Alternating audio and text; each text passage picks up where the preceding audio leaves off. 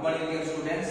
So in your energy conversion one topic, one chapter is there, that is DC machine. That is in chapter 2. So today we will discuss DC machines. So dear students, DC machine, you know now what is machine first of all. So electrical machine here we are discussing about electrical machines. Electrical machines they are generally categorized into three categories. First is generator, second is motor, third is transformer. So here we will discuss regarding DC machines. DC machines are divided into two categories. One is DC generator, another is DC motor. So we will discuss regarding our DC generator part. So before going to the electricity generation and the DC generator, we should know this Maxwell's or skew rule.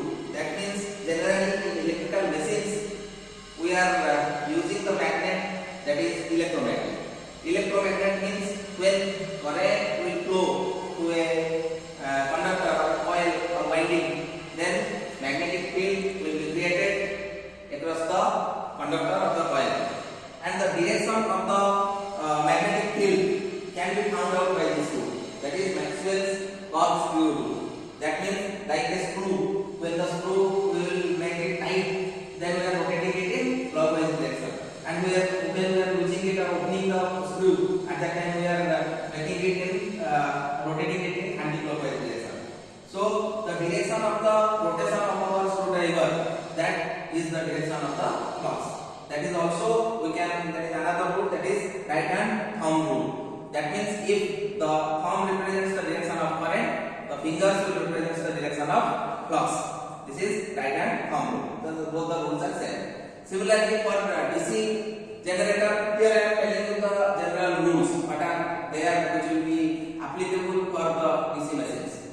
This is Fleming's left hand rule. The German scientist has invented two rules. One is Fleming's left hand rule, another is Fleming's right hand rule. Fleming's left hand rule, that is applicable to DC motor, and Fleming's right hand rule, that is applicable to DC generator. So Fleming's left hand rule, what is Fleming's left hand rule?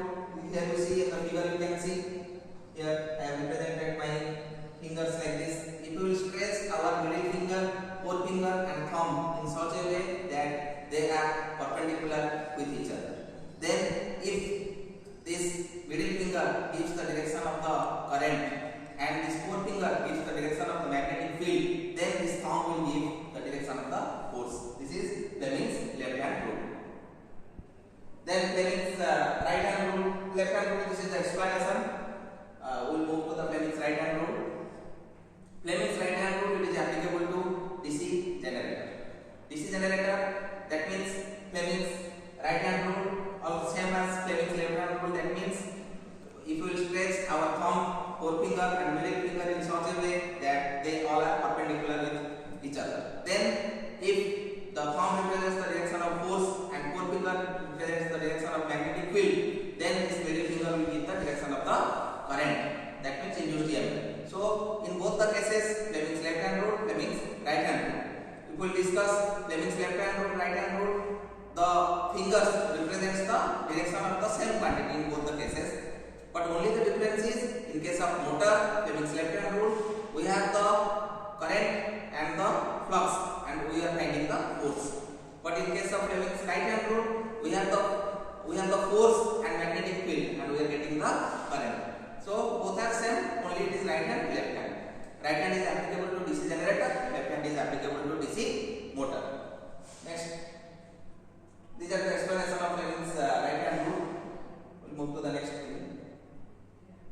This is Lenz's law. This is the law that is used for finding the direction of the induced EMF. That means this law states that it opposes the very cause produces this. That means according to Faraday's law of electromagnetic induction, the voltage induced in any electricity generation device, your E is equals to minus m d phi by dt.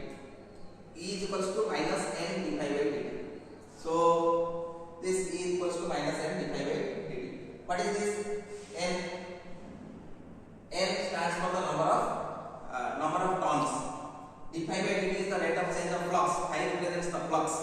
flux unit is Weber.